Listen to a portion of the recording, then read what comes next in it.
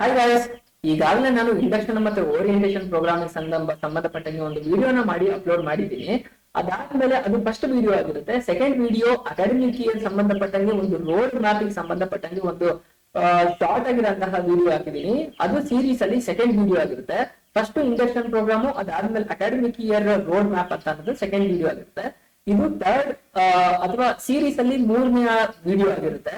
So ನೀವು ಒಂದಾದ್ಮೇಲೆ ಒಂದನ್ನ ವಿಡಿಯೋನ ನೋಡ್ಕೊಳ್ತಾ ಬನ್ನಿ. ಯಾಕೆ ಒಂದಾದ್ಮೇಲೆ ಒಂದು ವಿಡಿಯೋನ ನೋಡಿ ಅಂತ ಹೇಳ್ತಾ ಇದೀನಿ ಅಂತಂದ್ರೆ ನಿಮ್ಗೆ ಕಂಪ್ಲೀಟ್ ಆಗಿ ಇಂಟರ್ಲಿಂಕ್ ಸಿಗ್ತಾ ಹೋಗುತ್ತೆ ಅಂತ ಹೇಳ್ತಾ ಇದ್ದೀನಿ. ಈಗ ನೀವು ಕಾಲೇಜಿಗೆ ಜಾಯಿನ್ ಆಗಿದ್ದೀರಾ, ಕ್ಲಾಸ್ಗಳು ಕೆಲವು ಕಡೆ ಸ್ಟಾರ್ಟ್ ಆಗಿರ್ಬೋದು, ಕೆಲವು ಕಡೆ ಕ್ಲಾಸ್ಗಳು ಸ್ಟಾರ್ಟ್ ಆಗ್ತಾ ಇರ್ಬೋದು. ಬಟ್ ಸ್ಟಿಲ್ ನೀವಂತೂ ಅಕಾಡೆಮಿಕ್ ಇಯರ್ ಅಲ್ಲಿ ಕಾಮರ್ಸ್ ಜಾಯಿನ್ ಆದ್ಮೇಲೆ ನೀವು ಎರಡು ಸಬ್ಜೆಕ್ಟ್ ಅಂತೂ ಮೇನ್ ಪಿಲ್ಲರ್ ಸಬ್ಜೆಕ್ಟ್ ಅನ್ನ ಓದ್ತೀರಾ.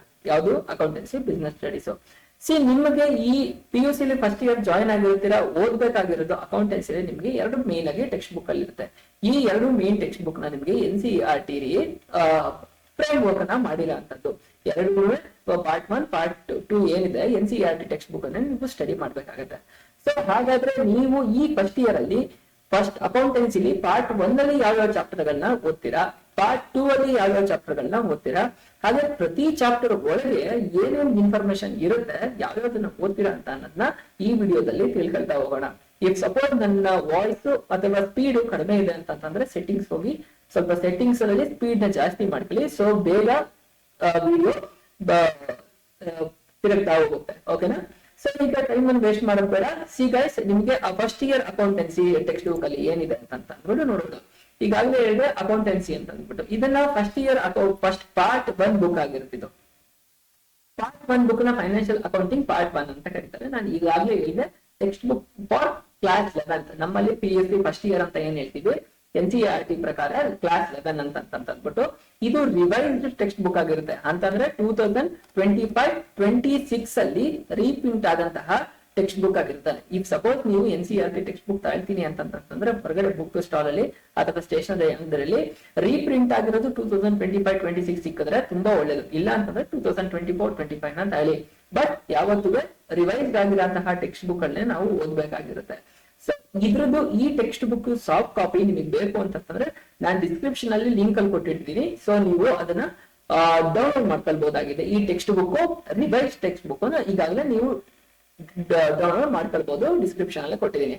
ಗೈಸ್, ಇನ್ನ ಈ ಟೆಕ್ಸ್ಟ್ ಬುಕ್ ನೀವು ತಗೊಂಡಾದ್ಮೇಲೆ ಫಸ್ಟ್ 4-5 ಪೇಜಸ್ ತನಕ ನಿಮ್ಗೆ ಈ ಟೆಕ್ಸ್ಟ್ ಬುಕ್ ಹೇಗೆ ಪ್ರಿಪೇರ್ ಮಾಡಿದ್ರು, ಇದಕ್ಕೆ ಯಾರ್ಯಾರು ಕಮಿಟಿ ಮೆಂಬರ್ಸ್ ಇದ್ರು, ಇದ್ರ ಇಂಟೆನ್ಷನ್ ಏನು, NCERT ಮೋಟೋ ಏನು, ನೀವ್ ಯಾಕೆ ಈ ಸಿಲೆಬಸ್ ನ ಓದ್ಬೇಕು ಅನ್ನೋದ್ರದ್ದು ಹೋಲಿಸ್ಟಿಕ್ ಅಪ್ರೋಚ್ ಏನಿದೆಯಲ್ಲ ಆ ಕಂಪ್ಲೀಟ್ ಇನ್ಫಾರ್ಮೇಶನ್ ನಿಮ್ಗೆ ಇದರಲ್ಲಿ ಕೊಡ್ತಾ ಹೋಗ್ತಾರೆ.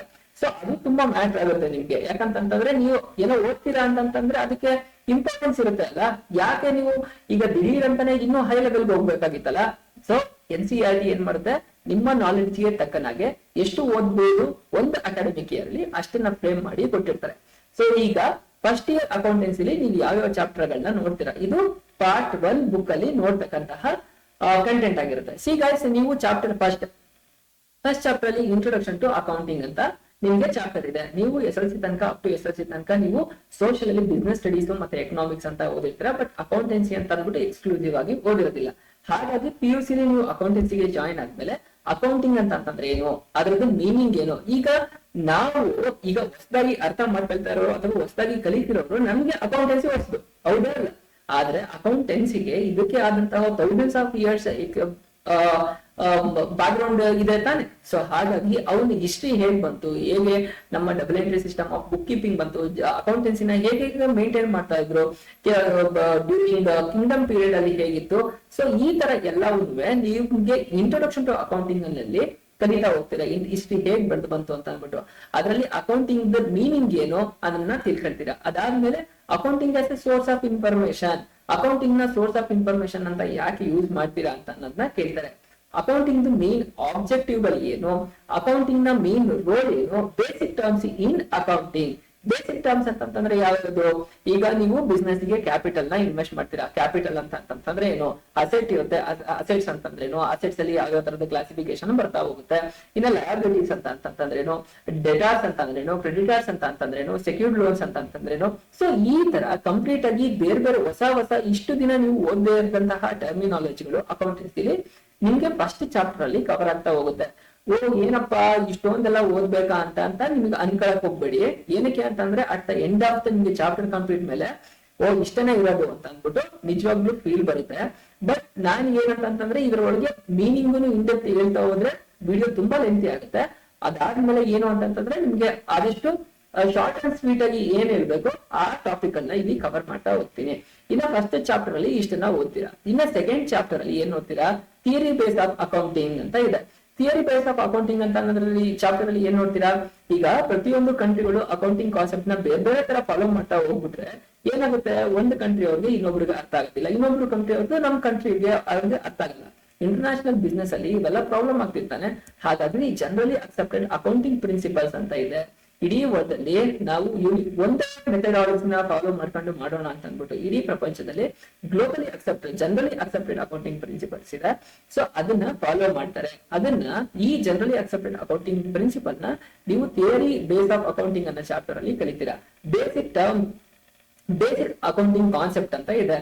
ಸೊ ಈಗ ನಾವು ಯಾವುದೇ ಆಗಿರ್ಲಿ, ಒಂದು ಯಾವ್ದಾದ್ರು ಸಿದ್ಧಾಂತಗಳನ್ನೇ ಆಗಿರ್ಲಿ ಮತ್ತೊಂದು ಕಲಿತೀವಿ ಅಂತಂದ್ರೆ ಅದಕ್ಕೆ ಕಾನ್ಸೆಪ್ಟ್ಗಳು ತುಂಬಾ ಇಂಪಾರ್ಟೆಂಟ್. ತಳಹದಿಗಳು ಏನಂತ ಹೇಳ್ತೀವಲ್ಲ ಅದು ತುಂಬಾ ಇಂಪಾರ್ಟೆಂಟ್ ಆಗುತ್ತೆ. ಹಾಗೇನೆ ಅಕೌಂಟೆನ್ಸಿಗೂ 10 ಡಿಫ್ರೆಂಟ್ ಕಾನ್ಸೆಪ್ಟ್ ಇದೆ. ಮನಿ ಮೆಷರ್ಮೆಂಟ್ ಆಗಿರ್ಬೋದು, ಮೆಟೀರಿಯಾಲಿಟಿ ಆಗಿರ್ಬೋದು, separate legal entity, dual aspect, going concern, objective evidence concept, cost concept, realisation concept, accounting concept, accrual, ಹೀಗೆ 10 ಡಿಫ್ರೆಂಟ್ ಅಕೌಂಟಿಂಗ್ ಕಾನ್ಸೆಪ್ಟ್ ಇದೆ. ಕನ್ವೆನ್ಷನ್ ಒಟ್ಟು 4 ರೀತಿಯಾದಂತಹ ಕನ್ವೆನ್ಷನ್ಸ್ ಇದೆ. Convention of materiality, convention of consistency, convention of conservatism ಅಂತ ಇದೆ. So ಈ ತರದ concept ಮತ್ತೆ ಕನ್ವೆನ್ಷನ್ ನ ನೀವು ಯಾವ್ದ್ರಲ್ಲಿ ಥಿಯರಿ ಬೇಸ್ ಆಫ್ ಅಕೌಂಟಿಂಗ್ ಅಲ್ಲಿ ಕೇಳ್ತೀರಾ. ಸಿಸ್ಟಮ್ ಆಫ್ ಅಕೌಂಟಿಂಗ್ ಇದರಲ್ಲಿ ಅಮೆರಿಕನ್ ಸಿಸ್ಟಮ್ ಮತ್ತೆ ಮಾಡರ್ನ್ ಸಿಸ್ಟಮ್ ಅಂತಂದ್ರೆ ಏನು ಅಂತ ಕಲಿತೀರಾ. ಬೇಸಿಸ್ ಆಫ್ ಅಕೌಂಟಿಂಗ್ ಅಂತ ಕಾನ್ಸೆಪ್ಟ್ ನ ಕಲಿತೀರಾ. ಅಕೌಂಟಿಂಗ್ ಸ್ಟ್ಯಾಂಡರ್ಡ್ಸ್ ಗಳು ಏನೇನಿದೆ ಅಂತ ಅನ್ನೋದನ್ನ ನೀವು ಸೆಕೆಂಡ್ ಚಾಪ್ಟರ್ ಆದಂತಹ ಥಿಯರಿ ಬೇಸ್ ಆಫ್ ಅಕೌಂಟಿಂಗ್ ಅಲ್ಲಿ ಕಲಿತೀರಾ. ಇನ್ನ ಥರ್ಡ್ ಚಾಪ್ಟರ್ ಅದು ರೆಕಾರ್ಡಿಂಗ್ ಆಫ್ ಟ್ರಾನ್ಸಾಕ್ಷನ್ 1 ಅಂತ ಅನ್ನೋದು ನಿಮ್ಮ ಥರ್ಡ್ ಚಾಪ್ಟರ್ ಆಗಿರುತ್ತೆ. ಈ ರೆಕಾರ್ಡಿಂಗ್ ಆಫ್ ಟ್ರಾನ್ಸಾಕ್ಷನ್ 1 ಚಾಪ್ಟರ್ ನಿಮ್ಗೆ ಇಲ್ಲಿಂದ ಈಗ 2 ಫಸ್ಟ್ ಚಾಪ್ಟರ್ ಗಳು ಏನಿದೆ ಅದು ಸ್ವಲ್ಪ ಥಿಯರಿಗೆ ಹತ್ರ ಆಗಿರುತ್ತೆ. ಹೇಗೆ ಬೆಳೆದು ಬಂತು ಅಕೌಂಟಿಂಗ್ ಮತ್ತೆ ಇದ್ರದ್ದು framework, generally accounting principle ಹೇಗೆ ವರ್ಕ್ ಆಗುತ್ತೆ ಇವನ್ನೆಲ್ಲ ಥಿಯರಿನ ಓದ್ತೀರಾ. ಇನ್ನು ನಿಮ್ಮ ಥರ್ಡ್ ಚಾಪ್ಟರ್ ಅಲ್ಲಿ ಏನಾಗುತ್ತೆ ಅಂತಂದ್ರೆ ನೀವು ಪ್ರಾಬ್ಲಮ್ ಗಳಿಗೆ ಜಂಪ್ ಆಗ್ತಾ ಹೋಗ್ತೀರಾ. ಇದರಲ್ಲಿ ಏನಿದೆ, business transaction and source document. ಏನಂತಂದ್ರೆ ಈಗ ಯಾವ್ದೋ ಒಂದು ಬಿಸ್ನೆಸ್ ಹಿಡಿಬೇಕು ಅಂತಂದ್ರು ಅಲ್ಲಿ ಪರ್ಚೇಸ್ ನಡೀತಿರುತ್ತೆ, ಸೇಲ್ಸ್ ಆಗ್ತಾ ಇರುತ್ತೆ. ಸೊ ಅದಕ್ಕೆ ಎವಿಡೆನ್ಸ್ ಬೇಕಲ್ವಾ, ಇನ್ವಾಯ್ಸ್ ಅಲ್ಲಿ ಇರುತ್ತೆ. ಸೊ ಈ ತರದ ರೆಕಾರ್ಡಿಂಗ್ ನ ಹೇಗ್ ಮಾಡ್ತೀರಾ ಅಂತ ಅನ್ನೋದನ್ನ ಕಲಿತೀರಾ. ಅಕೌಂಟಿಂಗ್ ಈಕ್ವೇಶನ್ ಗಳು ಯಾವ್ಯಾವ್ದಿದೆ ಅನ್ನೋದನ್ನ ನೋಡ್ತೀರಾ. ಯೂಸಿಂಗ್ ಡೆಬಿಟ್ ಅಂಡ್ ಕ್ರೆಡಿಟ್ ನ ಟಿ ಫಾರ್ಮೆಟ್ ಅಂತ ಕರೀತಾರೆ. ಸೊ ಇದರಲ್ಲಿ ಡೆಬಿಟ್ ಮತ್ತೆ ಕ್ರೆಡಿಟ್ ನ ಯೂಸ್ ಮಾಡ್ಬಿಟ್ಟು ನಿಮಗೆ ಮೇಂಟೈನ್ ಮಾಡ್ತಾ ಹೋಗ್ತಾರೆ. ಅಕೌಂಟಿಂಗ್ ನ ನಿಮ್ಮನ್ನ ಮೇಂಟೈನ್ ಮಾಡ್ತಾ ಹೋಗ್ತಾರೆ. ಆ ಡೆಬಿಟ್ ಅಂಡ್ ಕ್ರೆಡಿಟ್ ಬ್ಯಾಲೆನ್ಸ್ ನ ಹೇಗ್ ಮೇಂಟೈನ್ ಮಾಡ್ತಾರಾ ಅಂತ ಹೇಳ್ತಾರೆ. ಬುಕ್ ಆಫ್ ಒರಿಜಿನಲ್ ಎಂಟ್ರಿನ ಯಾವ ತರ ಮಾಡ್ತೀರಾ. ದ ಲೆಡ್ಜರ್ ನ ತುಂಬಾ ಇಂಪಾರ್ಟೆಂಟ್. ಲೆಡ್ಜರ್ ಮೀನಿಂಗ್ ಏನು, ನಮ್ಗೆ ಯಾವ ತರ ಲೆಡ್ಜರ್ ನ ಪೋಸ್ಟ್ ಮಾಡ್ತೀರಾ, ಜರ್ನಲ್ ನ ಫಸ್ಟ್ ಹೇಗ್ ಮಾಡ್ತೀರಾ, ಜರ್ನಲ್ ಇಂದ ಹೇಗೆ ಪೋಸ್ಟ್ ಮಾಡ್ತೀರಾ ಅಂತ ನಿಮ್ಗೆ ಈ third chapter recording of transaction 1 ಅಲ್ಲಿ ಕೊಡ್ತಾರೆ. ಪೋಸ್ಟಿಂಗ್ ಫ್ರಮ್ ಜರ್ನಲ್ ನ ನಿಮ್ಗೆ ತುಂಬಾ ಮೇನ್ ಆಗಿರುತ್ತೆ. ಫಸ್ಟ್ ಜರ್ನಲ್ ಎಂಟ್ರಿಗಳನ್ನ ಪಾಸ್ ಮಾಡಿ ಅದಾದ್ಮೇಲೆ ಲೆಡ್ಜರ್ ಗೆ ಪೋಸ್ಟ್ ಮಾಡ್ತೀರಾ. ಸೊ ಇಷ್ಟು ಕಾನ್ಸೆಪ್ಟ್ ಗಳನ್ನ ನೀವು ರೆಕಾರ್ಡಿಂಗ್ ಆಫ್ ಟ್ರಾನ್ಸಾಕ್ಷನ್ 1 ನನ್ನ ಚಾಪ್ಟರ್ ಅಲ್ಲಿ ಕಲಿತೀರಾ. ಇನ್ನು ಚಾಪ್ಟರ್ 4 ಇದೆ, ಇದು ರೆಕಾರ್ಡಿಂಗ್ ಆಫ್ ಟ್ರಾನ್ಸಾಕ್ಷನ್ 2. ಈಗ ರೆಕಾರ್ಡಿಂಗ್ ಆಫ್ ಟ್ರಾನ್ಸಾಕ್ಷನ್ 1 ಅಲ್ಲಿ ಏನ್ ಮೇನ್ ಕಲಿದ್ರಿ, ಜರ್ನಲ್ ಎಂಟ್ರಿನ ಕಲಿದ್ರಿ. ಅದಾದ್ಮೇಲೆ ಲೆಡ್ಜರ್ ನ ಹೇಗೆ ಮಾಡೋದು ಅನ್ನೋದನ್ನ ಕಲಿತ್ರಿ. ಅದೇ ತಾನೇ ರೆಕಾರ್ಡಿಂಗ್ ಆಫ್ ಟ್ರಾನ್ಸಾಕ್ಷನ್ 2 ಅನ್ನೋದ್ರಲ್ಲಿ ಏನೇನ್ ಕಲಿತೀರಾ. ಕ್ಯಾಶ್ ಬುಕ್ ಅಂತಂದ್ರೇನು, ಕ್ಯಾಶ್ ಬುಕ್ ಅಲ್ಲಿ ವ್ಯಾಪಾರ ಮಾಡಿರ್ತೀರಾ. ಈಗ ದುಡ್ಡು ಕೊಟ್ಟು ಅಮೌಂಟ್ ವ್ಯಾಪಾರ ಮಾಡಿರ್ತೀರಾ. ಅಂದ್ರೆ ಪರ್ಚೇಸ್ ಏನಾರ ಮಾಡ್ಬೇಕು ಅಂದ್ರೆ ದುಡ್ಡು ಕೊಟ್ಟು ತಗೊಂಡಿರ್ತೀರಾ. ವ್ಯಾಪಾರ ಮಾಡ್ಬೇಕು ಅಂತಂದ್ರೆ ನೀವು ಸೇಲ್ ಮಾಡ್ಬೇಕು ಅಂತ ದುಡ್ಡು ಕೊಟ್ಟು ಸೇಲ್ ಮಾಡಿರ್ತೀರಾ. ಸೊ ಅದನ್ನ ಹೇಗೆ ಕ್ಯಾಶ್ ಬುಕ್ ಅಲ್ಲಿ ಮೇಂಟೈನ್ ಮಾಡುದು, ಪರ್ಚೇಸ್ ಜರ್ನಲ್ ಬುಕ್ ನ ಯಾವ ತರ ಮೇಂಟೈನ್ ಮಾಡುದು, ಪರ್ಚೇಸ್ ರಿಟರ್ನ್ ಬುಕ್ ನ ಯಾವ ತರ ಮೇಂಟೈನ್ ಮಾಡುದು, ಸೇಲ್ ಜರ್ನಲ್ ಬುಕ್ ನ ಯಾವ ತರ ಮೇಂಟೈನ್ ಮಾಡುದು, sales return is nothing but ಈಗ ವ್ಯಾಪಾರ ಮಾಡಿರ್ತೀರಾ ವಾಪಸ್ ಬರುತ್ತೆ. ಪರ್ಚೇಸ್ ರಿಟರ್ನ್ ಅಂತಂದ್ರೆ ನಾವು ಯಾರ ಕಡೆಯಿಂದನೂ ಪರ್ಚೇಸ್ ಮಾಡಿರ್ತೀವಿ, ನಮಗೆ ಬಿಸ್ನೆಸ್ ಬೇಕು ಅಂತ ಅಂದ್ಬಿಟ್ಟು ಅದನ್ನ ಹೇಗೆ ರಿಟರ್ನ್ ಮಾಡೋದು ಅನ್ನೋದು. ಜರ್ನಲ್ ಪಾಪರ್ ಗಳನ್ನ ಹೇಗೆ ಮೇಂಟೈನ್ ಮಾಡ್ತೀರಾ. ಈಗ ಅಡ್ವಾನ್ಸ್ ತಗೊಂಡಿರ್ತೀರಾ, ಅಡ್ವಾನ್ಸ್ ಇಲ್ಲ ಅಂದ್ರೆ ಪ್ರೀಪೇಡ್ ಏನಾದ್ರು ಎಕ್ಸ್ಪೆನ್ಸಸ್ ನ ಪೇಮೆಂಟ್ ಮಾಡಿರ್ತೀರಾ. ಸೊ ಅಂತವನ್ನ ಎಲ್ಲಿ ತೋರಿಸ್ತೀರಾ ಅಂತಂದ್ಬಿಟ್ಟು ಜರ್ನಲ್ ಪ್ರಾಪರ್ ನಲ್ಲಿ ಈ ಕ್ಯಾಶ್ ಬುಕ್, ಪರ್ಚೇಸ್ ಬುಕ್ ಮತ್ತೆ ಸೇಲ್ಸ್ ರಿಟರ್ನ್, ಪರ್ಚೇಸ್ ರಿಟರ್ನ್ ಅಲ್ಲಿ ತೋರ್ಸಕ್ ಆಗದೆ ಇರೋಂಥದ್ನ ಜರ್ನಲ್ ಪ್ರಾಪರ್ ಅಲ್ಲಿ ನೀವು ತೋರಿಸ್ತೀರಾ. ಬ್ಯಾಲೆನ್ಸಿಂಗ್ ಆಫ್ ಅಕೌಂಟ್ಸ್ ಅನ್ನೋದನ್ನ ಇಷ್ಟು ಕಾನ್ಸೆಪ್ಟ್ ಅನ್ನ ನೀವು ರೆಕಾರ್ಡಿಂಗ್ ಆಫ್ ಟ್ರಾನ್ಸಾಕ್ಷನ್ 2 ಅನ್ನೋ ಚಾಪ್ಟರ್ ಅಲ್ಲಿ ಕಲಿತೀರಾ. ಇನ್ನ ನಿಮ್ಗೆ ಫಿಫ್ತ್ ಚಾಪ್ಟರ್ ಯಾವ್ದಿದೆ, bank reconciliation statement. Bank reconciliation statement ಅಂತಂದ್ರೆ ಏನು? ಈಗ ಬ್ಯಾಂಕ್ ಅಲ್ಲಿ ಟ್ರಾನ್ಸಾಕ್ಷನ್ ಗಳಿಗೆ ತುಂಬಾ ಸಿಂಪಲ್ ಆಗಿರ್ಬೇಕಂದ್ರೆ ಬ್ಯಾಂಕ್ ಅಲ್ಲಿ ಟ್ರಾನ್ಸಾಕ್ಷನ್ ಗಳು ಯಾವ ತರ ಇರುತ್ತೆ, ಅದ್ರ ಎಂಟ್ರಿ ಹೇಗ್ ಬರುತ್ತೆ ಅನ್ನೋದನ್ನ ನೋಡಿದ್ರೆ ಬ್ಯಾಂಕ್ ರಿಕನ್ಸಿಲೇಷನ್ ಸ್ಟೇಟ್ಮೆಂಟ್ ಅಂತ ಕರೀತಾರೆ. ಒಂದು ಎಕ್ಸಾಂಪಲ್ ಕೊಟ್ಟು ಹೇಳ್ತೀನಿ. ಇಫ್ ಸಪೋಸ್ ನೀವು ಯಾರಿಗೋ ಅಮೌಂಟ್ ನ ಕೊಡ್ಬೇಕು, ನೀವ್ ಏನ್ ಹೇಳ್ತೀರಾ, ನಾನು ಚೆಕ್ ಮೂಲಕ ಕೊಡ್ತೀನಿ ಅಂತ ಹೇಳ್ತೀರಾ. ನೀವು ಇವತ್ತಿನ ಡೇಟ್ ಹಾಕಿ ಚೆಕ್ ನ ಇಶ್ಯೂ ಮಾಡ್ತೀರಾ. ಆದ್ರೆ ನಿಮ್ಮ ಅಕೌಂಟ್ ಅಲ್ಲಿ ಇವತ್ತು ದುಡ್ಡು ಇರುತ್ತೆ ತಾನೆ, ಬಟ್ ಯಾವಾಗ ನಿಮ್ಮ ಅಕೌಂಟ್ ಇಂದ ದುಡ್ಡು ಕಟ್ ಆಗುತ್ತೆ, ಈಗ ನಾಳೆ ಸಪೋಸ್ ಇವತ್ತು ನೀವು ಚೆಕ್ ಅನ್ನು ಬರ್ದು ನಾಳೆ ಯಾರಿಗೋ ಇನ್ನೊಬ್ರಿಗೆ ಕೊಟ್ರಿ ಅಂತಂದ್ರೆ ಅವ್ರು ಏನ್ ಮಾಡ್ತಾರೆ, ಬ್ಯಾಂಕ್ ಹೋಗಿ ಅವ್ರು ಡೆಪಾಸಿಟ್ ಹಾಕಿ ಅವ್ರ ಡೆಪಾಸಿಟ್ ಇಂದ ನಿಮ್ಮ ಅಮೌಂಟ್ ಅವ್ರಿಗೆ ಕಟ್ ಆಗ್ಬೇಕು. ಅಲ್ಲಿಗೆ ಇಲ್ಲ ಅಂತಂದ್ರು 3-4 ಡೇಸ್ ಟ್ರಾನ್ಸಾಕ್ಷನ್ ನಡೆಯುತ್ತೆ. ಸೊ ಹಾಗಾಗಿ ನಿಮ್ಗೆ ಅಮೌಂಟ್ ಅಲ್ಲಿ ತನಕ 3-4 ದಿನ ಆದ್ರೂ ಇರುತ್ತೆ ಅಲ್ಲ. ಸೊ ನೀವು ಎಲ್ಲಿಂದನೋ ಚೆಕ್ ಅನ್ನ ಕಲೆಕ್ಟ್ ಮಾಡ್ಕೊಂಡಿರ್ತೀರ. ಈಗ ನೀವು ಚೆಕ್ ಇಶ್ಯೂ ಮಾಡಿದ್ರೆ ನೀವು ಎಲ್ಲಿಂದನೋ ಬೇರೆ ಕಡೆಯಿಂದ ಚೆಕ್ ಅನ್ನ ತಗೊಂಡಿರ್ತೀರಾ. ಆ ಚೆಕ್ ಅನ್ನ ಅವರಲ್ಲಿ ಹೇಗೆ ಡಿಡಕ್ಟ್ ಆಗಿರೋದಿಲ್ಲ, ಅದೇ ತರನೇ ನಮ್ಗೆ ಯಾವಾಗ ದುಡ್ಡು ಬರುತ್ತೆ, ಈಗ ಚೆಕ್ ಇರುತ್ತೆ ಆದ್ರೆ ದುಡ್ಡು ಬಂದಿರುತ್ತೆ, ಖಂಡಿತ ಬಂದಿರಲ್ಲ. ಸೊ ಆ ತರದನ್ನ ಬ್ಯಾಂಕ್ ರಿಕನ್ಸಿಲೇಷನ್ ಸ್ಟೇಟ್ಮೆಂಟ್ ಗಳನ್ನ ಯಾಕೆ, ಅದ್ರ ನೀಡ್ ಏನಿದೆ, ಅದನ್ನ ಹೇಗೆ ಪ್ರಿಪೇರ್ ಮಾಡ್ತೀವಿ, preparation of bank reconciliation statement ಅನ್ನೋದನ್ನ ಬ್ಯಾಂಕ್ ರಿಕನ್ಸಿಲೇಷನ್ ಸ್ಟೇಟ್ಮೆಂಟ್ ಅನ್ನೋದನ್ನ 5th ಚಾಪ್ಟರ್ ಅಲ್ಲಿ ನಾವು ಕಲಿತಾ ಹೋಗ್ತೀವಿ. ಇನ್ನು 5th ಚಾಪ್ಟರ್ ಆದಂತಹ trial balance and rectification of errors ಅನ್ನೋ ಚಾಪ್ಟರ್ ಅಂತಂದ್ರೆ, ನೀವು ಬ್ಯಾಲೆನ್ಸ್ ಶೀಟ್ ಅಲ್ಲಿ ಏನಾದ್ರು ತಪ್ಪುಗಳನ್ನ ಮಾಡ್ತೀರಾ ಅಂತಂದ್ರೆ ಅದನ್ನ ಎರರ್ಸ್ ಗಳು ಏನಾದ್ರು ಇತ್ತು ಅಂತಂದ್ರೆ ಅದನ್ನ ಹೇಗೆ ಐಡೆಂಟಿಫೈ ಮಾಡ್ತೀರಾ. ಮೀನಿಂಗ್ ಆಫ್ ಟ್ರಯಲ್ ಬ್ಯಾಲೆನ್ಸ್ ನ ಯಾವ ತರ ಪ್ರಿಪೇರ್ ಮಾಡ್ತೀರಾ, ಅದ್ರದ್ದು ಮೀನಿಂಗ್ ಅಂತಂದ್ರೆ ಏನು, objective of preparing the trial balance, ಅದ್ರದ್ದು ಆಬ್ಜೆಕ್ಟಿವ್ ಏನು, ಪ್ರಿಪರೇಷನ್ ಆಫ್ ಟ್ರಯಲ್ ಬ್ಯಾಲೆನ್ಸ್ ನ ಹೇಗ್ ಮಾಡ್ತೀರಾ ಅನ್ನೋದನ್ನ ನೋಡ್ತೀರಾ. Significance of agreement of trial balance, significance ತುಂಬಾ ಇಂಪಾರ್ಟೆಂಟ್ ಏನು ಅದ್ರದ್ದು ಅಗ್ರಿಮೆಂಟ್ ಆಫ್ ಟ್ರಯಲ್ ಬ್ಯಾಲೆನ್ಸ್ ಅನ್ನೋದನ್ನ ನೋಡ್ತೀರಾ. ಸರ್ಚಿಂಗ್ ಆಫ್ ಎರರ್ಸ್, ಒಳಗೆ ಇರ್ತಕ್ಕಂತಹ ಎರರ್ಸ್ ಗಳನ್ನ ಹೇಗೆ ಐಡೆಂಟಿಫಿಕೇಶನ್ ಮಾಡ್ತೀರಾ. ರೆಕ್ಟಿಫಿಕೇಶನ್ ಆಫ್ ಎರರ್ಸ್, ಅದನ್ನ ಹೇಗೆ ರಿಸಾಲ್ವ್ ಮಾಡ್ತೀರಾ ಅಂತ ಅನ್ನೋದು ನಿಮ್ಗೆ ಚಾಪ್ಟರ್ 6 ಅಲ್ಲಿ ಇಷ್ಟು ಕಾನ್ಸೆಪ್ಟ್ ನ ಕಲಿತೀರಾ. ಯಾವ ಚಾಪ್ಟರ್ ಅಂಡರ್ ಅಲ್ಲಿ trial balance and rectification of errors ಅನ್ನೋ ಚಾಪ್ಟರ್ ಅಲ್ಲಿ ಕಲಿತೀರಾ. ಸೊ ಇನ್ನ ಲಾಸ್ಟ್ ಮತ್ತೆ ತುಂಬಾ ಇಂಪಾರ್ಟೆಂಟ್ ಚಾಪ್ಟರ್ ಪಾರ್ಟ್ 1 ಬುಕ್ ಅಲ್ಲಿ ಯಾವುದು ಅಂತಂದ್ರೆ ಡಿಪ್ರಿಸಿಯೇಷನ್, ಪ್ರಾವಿಷನ್ಸ್ ಅಂಡ್ ರಿಸರ್ವ್ಸ್ ಅಂತ ಅನ್ನೋದು. ಇದು ನಿಮ್ಗೆ ತುಂಬಾ ಇಂಪಾರ್ಟೆಂಟ್ ಚಾಪ್ಟರ್ ಆಗಿರುತ್ತೆ. ಯಾಕೆ ಅಂತಂದ್ರೆ ನಿಮ್ಗೆ ಮೆಜಾರಿಟಿ ಕ್ವಶನ್ಸ್ ಗಳು ಈ ಪ್ರಾಬ್ಲಮ್ ಇಂದ ರೈಸ್ ಆಗುತ್ತೆ. ಹಾಗಾಗಿ ಇದು ತುಂಬಾ ಇಂಪಾರ್ಟೆಂಟ್, ತುಂಬಾ ರೈಲಿ ಆಗಿರುತ್ತೆ. ಒಂದು ಎಕ್ಸಾಂಪಲ್ ಕೊಟ್ಟು ಹೇಳ್ತೀನಿ. ಡಿಪ್ರಿಸಿಯೇಷನ್ ಅಂತಂದ್ರೆ ಏನು, ನಿಮ್ಗೆ ಏನಾರ ಐಡಿಯಾ ಇಲ್ಲ, ಫಸ್ಟ್ ಚಾಪ್ಟರ್ ಅಲ್ಲಿ ಕಲ್ತಿರ್ತೀರ ಡಿಪ್ರಿಸಿಯೇಷನ್ ಅಂತ ಅಂದ್ಬಿಟ್ಟು. ಒಂದು ಬ್ರೀಫ್ ಆಗಿ ಹೇಳಕ್ಕೆ ಟ್ರೈ ಮಾಡ್ತೀನಿ ನೋಡಿ. ಈಗ ನೀವು ಯಾವ್ದೋ ಒಂದು ಸೆಲ್ ಫೋನ್ ತಗೊಳ್ತೀರಾ, ಅಥವಾ ಮನೆಯಲ್ಲಿ ಯಾರಿಗೋ ವೆಹಿಕಲ್ ಬೇಕು ಅಂತ ಅಂದ್ಬಿಟ್ಟು ಒಂದು 2 ವೀಲರ್ ತಗೊಳ್ತೀರಾ. ಇವತ್ತು ಒಂದು ಮೊಬೈಲ್ ತಗೊಳ್ತೀನಿ ಅಥವಾ ಒಂದು ಗಾಡಿನೋ ಯಾವ್ದೋ ರೇಟಲ್ಲಿ ತಗೊಳ್ತೀನಿ ಅಂತಂದ್ರೆ ಈಗ ಐಫೋನ್ ತಗೊಳ್ತೀರಾ ಅಂತ ಅನ್ಕೊಳ್ಳಿ, 1 ಲಕ್ಷ ರೂಪಾಯಿ ತನಕ ಇರುತ್ತೆ. ಐಫೋನ್ ತಗೊಂಡು ಒಂದ್ ವರ್ಷ ಯೂಸ್ ಆದ್ಮೇಲೆ ನೀವು ಮಾರಕ್ ಹೋಗ್ತೀರಾ ಅಂತಂದ್ರೆ ಏನ್ ಸೇಮ್ 1 ಲಕ್ಷ ರೂಪಾಯಿಗೆ ಮಾಡ್ತೀರಾ? ಖಂಡಿತ ಯಾರು ತಗೊಳ್ಳೋದೇ ಇಲ್ಲ ಅಲ್ಲ ಆ ಪ್ರೈಸ್ಗೆ. ಏನಕ್ಕೆ ಅಂತಂದ್ರೆ ನೀವು ಅದನ್ನ ಯೂಸ್ ಮಾಡಿರ್ತೀರಾ, ಬೇರ್ ಅಂಡ್ ಟೇರ್ ಆಗಿರುತ್ತೆ. ಹಾಗಾಗಿ ಅದ್ರದ್ದು ಡಿಪ್ರಿಸಿಯೇಷನ್ ನ ಅಂದ್ರೆ ಅದ್ರದ್ದು ವ್ಯಾಲ್ಯೂ, ಅದ್ರ ಈಗ 1 ಲಕ್ಷ ಇದ್ದಿದ್ದು ಏನಿರುತ್ತೆ, ಈಗ 20,000 ನೆಕ್ಸ್ಟ್ ಮಾಡಕ್ ಹೋಗ್ತೀನಿ ಅಂದ್ರೆ ಕಮ್ಮಿ ಕೇಳ್ತಾರೆ ಅಂತಂದ್ರೆ ಅದ್ರದ್ದು ವ್ಯಾಲ್ಯೂ ಡಿಪ್ರಿಸಿಯೇಟ್ ಆಗಿರುತ್ತೆ. ಅದನ್ನ ಡಿಪ್ರಿಸಿಯೇಷನ್ ಅಂತ ಕರಿತೀರಾ. ಡಿಪ್ರಿಸಿಯೇಷನ್ ಅಂಡ್ ಸಿಮಿಲರ್ ಟರ್ಮ್ಸ್ ಗಳು ಬೇರೆ ಬೇರೆ ಏನಿದೆ ಅನ್ನೋದನ್ನ ಅರ್ಥ ಮಾಡ್ಕೊಳ್ಳಿಲ್ಲ. ಕಾಸಸ್ ಆಫ್ ಡಿಪ್ರಿಸಿಯೇಷನ್ ಆಗ ಹೇಳಿದ್ನಲ್ಲ, ಡಿಪ್ರಿಸಿಯೇಷನ್ ಯಾಕೆ ಆಗುತ್ತೆ ಅನ್ನೋದನ್ನ ನೋಡ್ತೀರಾ. ನೀಡ್ ಫಾರ್ ಡಿಪ್ರಿಸಿಯೇಷನ್ ಮಾಡುದು ಏನಕ್ಕೆ ಅನ್ನೋದನ್ನ ನೋಡ್ತೀರಾ. Factor affecting the amount of depreciation, ಒಂದು ಆ ಡಿಪ್ರಿಸಿಯೇಷನ್ ಅಮೌಂಟ್ ನ ಮಾಡ್ಲಿಕ್ಕೆ ಎಂತೆಂತ ಫ್ಯಾಕ್ಟರ್ಸ್ ಗಳು ನಮ್ಗೆ ಫ್ಯಾಕ್ಟರ್ಸ್ ಗಳು ಎಫೆಕ್ಟ್ ಮಾಡುತ್ತೆ ಅನ್ನೋದನ್ನ ನೋಡಿದ್ದೀರಾ. ಮೆಥಡ್ಸ್ ಆಫ್ ಕ್ಯಾಲ್ಕುಲೇಟಿಂಗ್ ಡಿಪ್ರಿಸಿಯೇಷನ್, ಬೇರೆ ಬೇರೆ ಮೆಥಡ್ ಇದೆ ಡಿಪ್ರಿಸಿಯೇಷನ್ ಅಲ್ಲಿ. ಈಗ ಸ್ಟ್ರೈಟ್ ಲೈನ್ ಮೆಥಡ್ ಆಗಿರ್ಬೋದು, ರಿಟರ್ನ್ ಡೌನ್ ವ್ಯಾಲ್ಯೂ ಮೆಥಡ್ ಆಗಿರ್ಬೋದು. ನಿಮ್ಗೆ ಈಗ ಥಿಯರಿ ಕೇಳ್ಬೇಕಾದ್ರೆ ಇಷ್ಟೊಂದೆಲ್ಲ ಇದೆಯಾ ಅಂತ ಅನಿಸ್ಬೋದು, ಬಟ್ ಈ ಪ್ರಾಬ್ಲಮ್ ಮಾಡ್ಬೇಕಾದ್ರೆ ಇಷ್ಟೇನಾ, 10 ಪ್ರಾಬ್ಲಮ್ ಮಾಡ್ಬಿಟ್ರಿ ಅಂತಂದ್ರೆ ಇಷ್ಟೇನಾ ಕಾನ್ಸೆಪ್ಟ್ ಅಂತ ಅನ್ನೋದು ತುಂಬಾ ಈಸಿಯಾಗಿ ಅರ್ಥ ಆಗುತ್ತೆ. ಓಕೆನಾ. ಸ್ಟ್ರೈಟ್ ಲೈನ್ ಮೆಥಡ್ ಅಂತ ಅನ್ನೋದೊಂದು ಮೆಥಡ್ ಇದೆ, ರಿಟರ್ನ್ ಡೌನ್ ವ್ಯಾಲ್ಯೂ ಮೆಥಡ್ ಅನ್ನೋದಿದೆ. ಸೊ ಅವ್ರದ್ದು ಕಂಪ್ಯಾರಿಟಿವ್ ಅನಾಲಿಸಿಸ್, ಅದಕ್ಕೂ ಇದಕ್ಕೂ ಏನು ಡಿಫರೆನ್ಸ್ ಇದೆ ಅನ್ನೋದೆಲ್ಲ ನೋಡ್ತೀರಾ. ಅದೇ ಮೆಥಡ್ಸ್ ಆಫ್ ರೆಕಾರ್ಡಿಂಗ್ ಡಿಪ್ರಿಸಿಯೇಷನ್ ನೋಡಿದ್ರೆ ಯಾವ್ಯಾವ ಮೆಥಡ್ ಅಲ್ಲಿ ನಾವು ಮಾಡ್ತೀವಿ ಅನ್ಬಿಟ್ಟು. ಡಿಸ್ಪೋಸಲ್ ಆಫ್ ಅಸೆಟ್, ಒಂದು ಅಸೆಟ್ ನ ನೀವು ಡಿಸ್ಪೋಸ್ ಮಾಡ್ತೀರಾ, ನಿಮ್ಮ ಹತ್ರ ಇರೋಂತ ಅಸೆಟ್ ನ ಮಾರ್ಬಿಡ್ತೀರಾ. ಆ ತರದ ಸಂದರ್ಭದಲ್ಲಿ ಏನ್ ಮಾಡ್ತೀರಾ ಅಂತಾರೆ. Effect of any additional or extension to the existing asset, ಏನಾದ್ರೂ ಹೊಸ ಐಟಮ್ ಗಳನ್ನ ತಗೊಬಂದ್ರೆ ಅಥವಾ ಇರತಕ್ಕಂತದಕ್ಕೆ ಅಡಿಷನಲ್ ಏನಾದ್ರು ನೀವು ತಗೊಂಡ್ರೆ ಅದ್ರದ್ದು ಡಿಪ್ರಿಸಿಯೇಷನ್ ಹೇಗ್ ಮಾಡ್ತೀರಾ ಅಂತ. ಪ್ರಾವಿಷನ್ಸ್ ಅನ್ನ ಹೇಗ್ ಕೊಡ್ತೀರಾ, ರಿಸರ್ವ್ಸ್ ಅಂತಂದ್ರೇನು, ಸೀಕ್ರೆಟ್ ರಿಸರ್ವ್ ನ ಹೇಗ್ ಮೇಂಟೈನ್ ಮಾಡ್ತೀರಾ ಅಂತ ಅಂದ್ಬಿಟ್ಟು ಇಷ್ಟು ಕಾನ್ಸೆಪ್ಟ್ ಅನ್ನ ನೀವು ಡಿಪ್ರಿಸಿಯೇಷನ್, ಪ್ರಾವಿಷನ್ಸ್ ಅಂಡ್ ರಿಸರ್ವ್ ಅನ್ನೋ ಚಾಪ್ಟರ್ ಅಲ್ಲಿ ಕಲಿತೀರ. ಈ ಚಾಪ್ಟರ್ ಇಂದ ಏನೇನ್ ಈಗ ನೆಕ್ಸ್ಟ್ ಒಂದು ವಿಡಿಯೋ ಮಾಡಿ ಅಪ್ಲೋಡ್ ಮಾಡ್ತೀನಿ, ಅದರಲ್ಲಿ ಪ್ರತಿಯೊಂದು ಚಾಪ್ಟರ್ ಗಳಿಗೂ ವೇಟೇಜ್ ಎಕ್ಸಾಮ್ ಗೆ ಎಷ್ಟು ಬರುತ್ತೆ ಅನ್ನೋದು ತುಂಬಾ ಇಂಪಾರ್ಟೆಂಟ್ ಆಗಿರುತ್ತೆ. ಸೊ ಅದು ನಿಮ್ಗೆ ಎಕ್ಸಾಮ್ ಪಾಯಿಂಟ್ ಆಫ್ ವ್ಯೂ ಅಲ್ಲಿ ತುಂಬಾ ಇಂಪಾರ್ಟೆಂಟ್ ಆಗಿರುತ್ತೆ.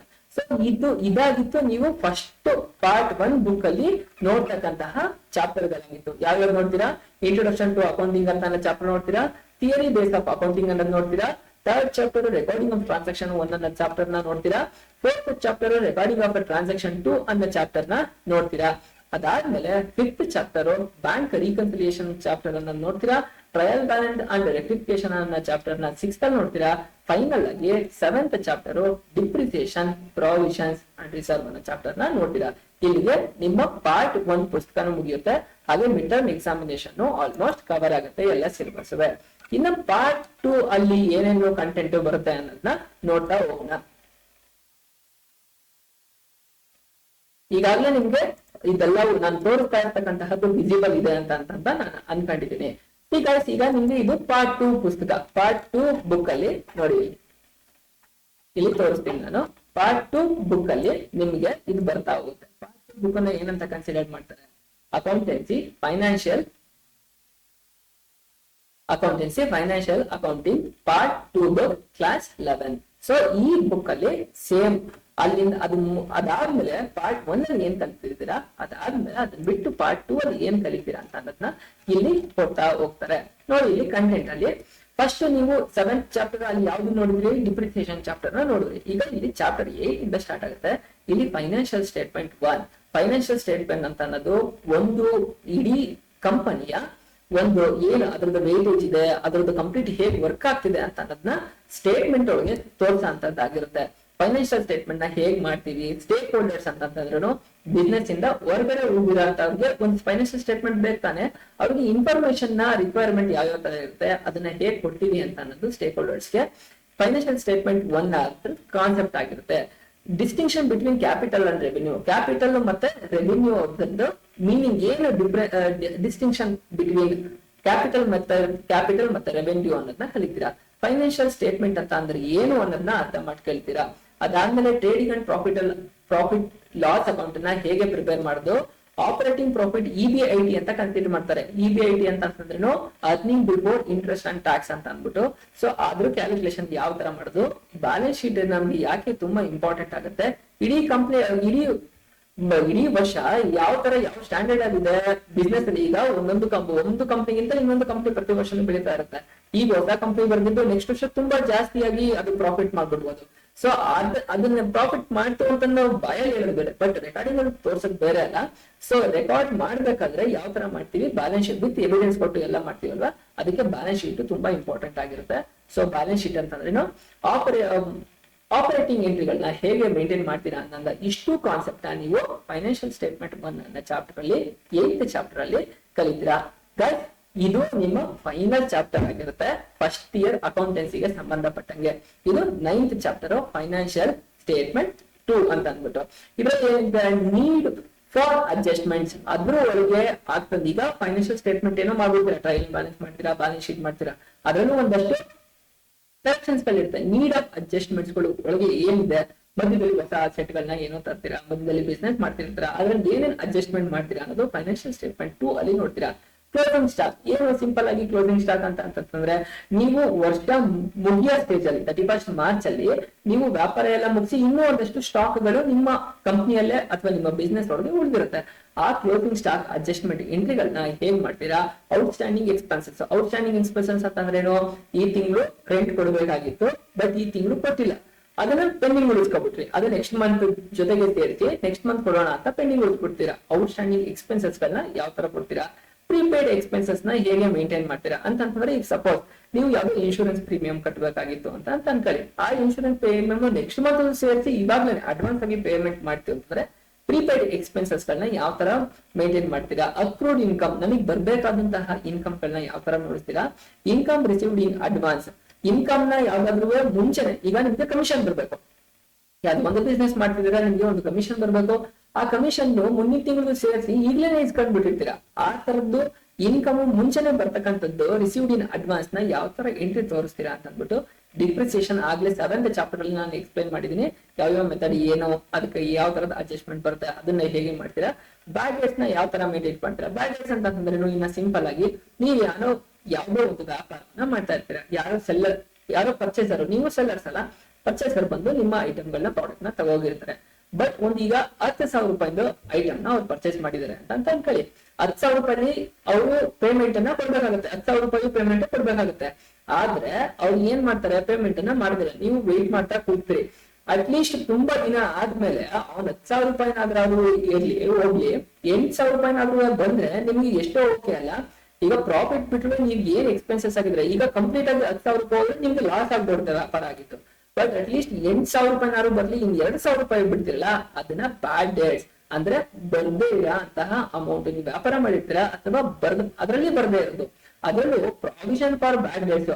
ನೀವು ಇಷ್ಟು ಅಮೌಂಟ್ ಬರೋದಿಲ್ಲ ಅಂತ ಅನ್ಕೊಂಡಿರ್ತೀರಾ, ಕನ್ಫರ್ಮ್ ಆಗಿ ಅದನ್ನ ಇಷ್ಟು ಬರದೇ ಇಲ್ಲ ಅಂತ ಅಂದ್ಬಿಟ್ಟು ಏನ್ ಐಡೆಂಟಿಫೈ ಮಾಡ್ತಿರಲ್ಲ, ಡೌಟ್ಫುಲ್ ಡೇಟ್ಸ್, ಇದು ಬರೋದೇ ಇಲ್ಲ ಈ ಅಮೌಂಟ್ ಅನ್ನೋದನ್ನ ಅದನ್ನ ಕ್ಯಾಲ್ಕುಲೇಷನ್ ಹೇಗ್ ಮಾಡ್ತೀರಾ, ಅಡ್ಜಸ್ಟ್ಮೆಂಟ್ ಅನ್ನೋದನ್ನ ನೋಡ್ಕೊಳ್ತೀರಾ.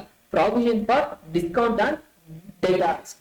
ಈಗ 10,000 ರೂಪಾಯಿ ವ್ಯಾಪಾರ ಮಾಡಿರ್ತೀರಾ, ಈಗ ಸಪೋಸ್ ಅವ್ನು ಕೊಡ್ತಾ ಇಲ್ಲ ಅಂತಂದ್ರೆ ನೀವೇ ಡಿಸ್ಕೌಂಟ್ ಕೊಟ್ಬಿಡ್ತೀರಾ. ನೋಡಪ್ಪ ನೀನು ಕೊಡ್ತಾ ಇಲ್ಲ, ಇಷ್ಟು ದಿನ ಆದ್ರೂ ಪೇಮೆಂಟ್ ಅಟ್ಲೀಸ್ಟ್ ನನಗೆ 8,000 ರೂಪೀಸ್ ಆದ್ರೂ ಕೊಟ್ಬಿಡು ಅಂತ ಅಂದ್ಬಿಟ್ಟು ನೀವು ಡಿಸ್ಕೌಂಟ್ ಕೊಡ್ತೀರಾ. ಆ ಅಡ್ಜಸ್ಟ್ಮೆಂಟ್ ನ ಫೈನಾನ್ಷಿಯಲ್ಸ್ 2 ಅನ್ನೋ ಚಾಪ್ಟರ್ ಅಲ್ಲಿ ಮತ್ತೆ ಫೈನಲ್ ಚಾಪ್ಟರ್ ಅಲ್ಲಿ ಹೇಗೆ ಮೇಂಟೈನ್ ಮಾಡ್ತೀರಾ ಅನ್ನೋದ್ರ ಮ್ಯಾನೇಜರ್ ಕಮಿಷನ್. ಈಗ ವ್ಯಾಪಾರ ಮಾಡಿದಾಗ ಮ್ಯಾನೇಜರ್ ಏನಾದ್ರು ಕಮಿಷನ್ ಕೊಟ್ರೆ ಆ ಅಡ್ಜಸ್ಟ್ಮೆಂಟ್ ಹೇಗೆ ತೋರಿಸ್ತೀರಾ ಫೈನಾನ್ಷಿಯಲ್ಸ್ 2 ಅನ್ನೋ ಚಾಪ್ಟರ್ ಅಲ್ಲಿ.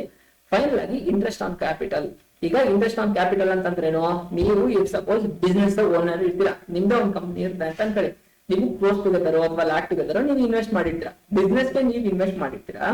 ಬಿಸ್ನೆಸ್ ನಿಮ್ಮ ಅಮೌಂಟ್ ನ ಯುಟಿಲೈಸ್ ಮಾಡ್ಕೊಳ್ತಾ ಇರ್ತಾನೆ. ಸೊ ನಿಮ್ಮ ಅಮೌಂಟ್ ನ ಅದು ಯುಟಿಲೈಸ್ ಮಾಡ್ಕೊಳ್ಳೋದ್ರಿಂದ ನಿಮ್ಗೆ ಇಂಟ್ರೆಸ್ಟ್ ಕೊಡುತ್ತೆ. ಸೊ ಆ ತರ ಇಂಟ್ರೆಸ್ಟ್ ಕೊಡ್ತಕ್ಕಂಥ ಚಾನ್ಸಸ್ ಅಲ್ಲಿ ಹೇಗೆ ಅಡ್ಜಸ್ಟ್ಮೆಂಟ್ ತೋರಿಸ್ತೀರಾ ಅನ್ನೋದನ್ನ ನಿಮ್ಮ ಆ ಅಡ್ಜಸ್ಟ್ಮೆಂಟ್ ಎಂಟ್ರಿನ ಫೈನಾನ್ಷಿಯಲ್ ಸ್ಟೇಟ್ಮೆಂಟ್ 2 ಅನ್ನೋ ಚಾಪ್ಟರ್ ಅಲ್ಲಿ ಕಲಿತೀರಾ. ಸಿ ಗೈಸ್, ಇದು ತುಂಬಾ ಎಕ್ಸಾಮ್ ಪಾಯಿಂಟ್ ಆಫ್ ವ್ಯೂ ಅಲ್ಲಿ ಈ ಚಾಪ್ಟರ್ ಗಳು ತುಂಬಾ ಇಂಪಾರ್ಟೆಂಟ್ ಆಗುತ್ತೆ.